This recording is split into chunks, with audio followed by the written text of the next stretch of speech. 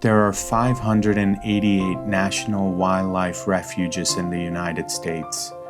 The National Wildlife Refuge System also includes 38 wetland management districts and 5 marine national monuments, all managed by the U.S. Fish and Wildlife Service. All in all, they manage over 850 million acres of land and water across the country.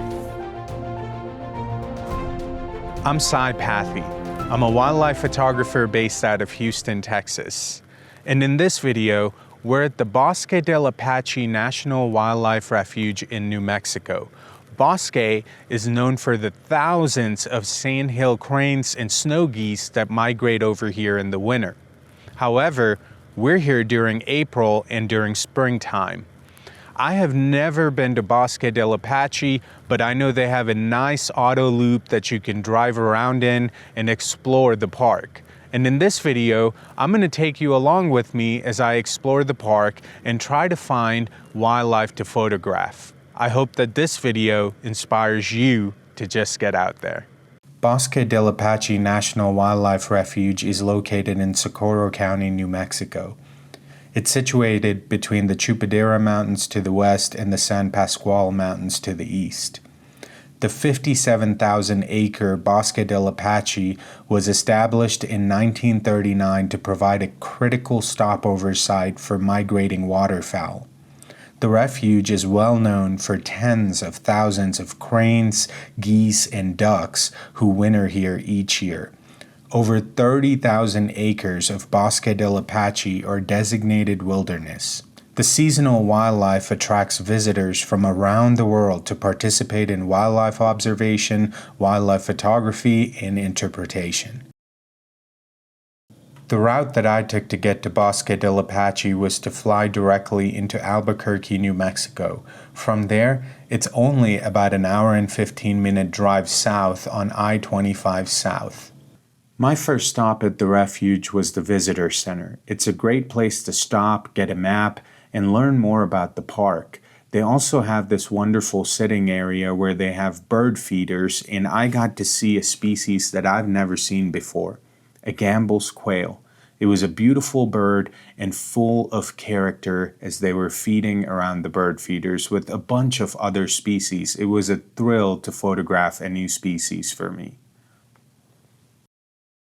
The auto loop is separated into the north loop and the south loop. The north loop is full of marshy areas and the south loop is flat lands and brush country.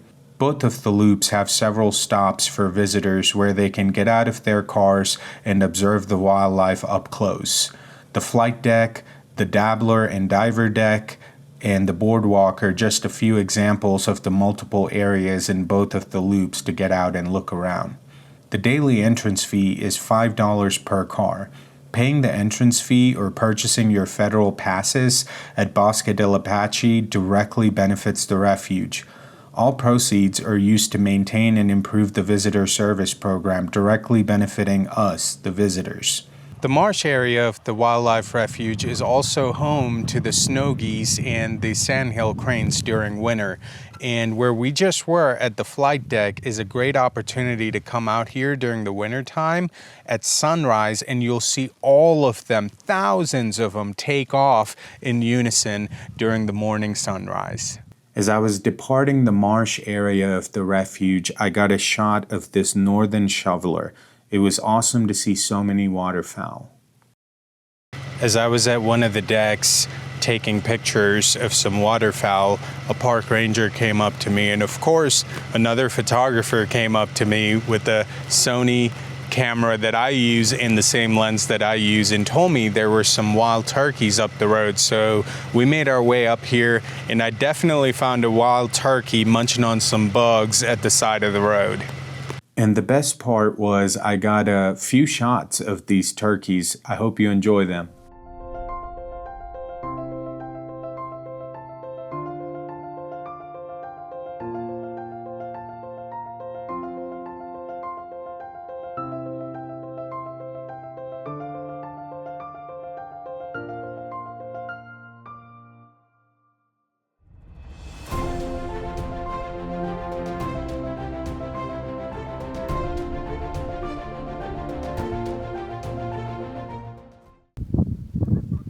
As you make your way through the North Loop, the marshes give way to a totally different habitat. These fields surrounded by mountains, and we even get to see some of our four-legged friends. There were a group of wild hogs just looking for food on the ground, and they were pretty fearless of human beings. I saw a car before me kind of approach them as well, and they just really didn't care. The other great thing that I got to see, but I wasn't able to capture it on film or get a picture, was a shot of a coyote as I was leaving the North Loop. Now, as I transitioned to the South Loop, the landscape sort of totally changed. It was a lot more brush country. I saw quite a few trees, and this is the area of the refuge where you can really see some raptors. I have seen American kestrels before, and I was never able to photograph them until I got here.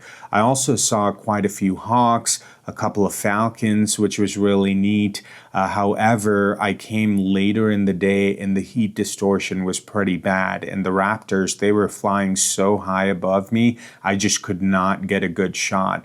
However, I'm super happy with the shot of the American kestrel that I was able to walk away with.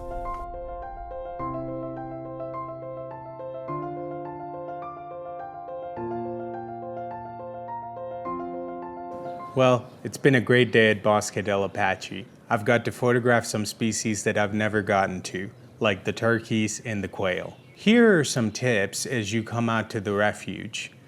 Keep in mind, the best light is going to be in the morning. I was able to come out here an hour after sunrise, so the light really wasn't the best. Second thing to keep in mind is they're very well known for the cranes. Okay, those sandhill cranes are here in the winter. The temperature's cold, but that is the best time to come out here if you're trying to see the cranes. The third tip is to go check out the visitor center. Also, the rangers and the employees at the park were really friendly. A couple of them I talked to were more than helpful in helping me spot some species and get to know a little bit more about the park. All in all, I highly recommend a visit to Bosque del Apache. Beyond their primary mission of conserving and enhancing land and water for fish, wildlife, and plants, national wildlife refuges are important in other ways. They offer healthy, world-class outdoor recreation. They improve air and water quality across the country. They help lessen the impact of natural disasters on local communities. They reduce the risk of wildfire. They help preserve the nation's cultural heritage. They also add to the nation's economic well-being. If you like this video, please subscribe, like, and share, and follow along for more wildlife photography content. Until next time, just get out there.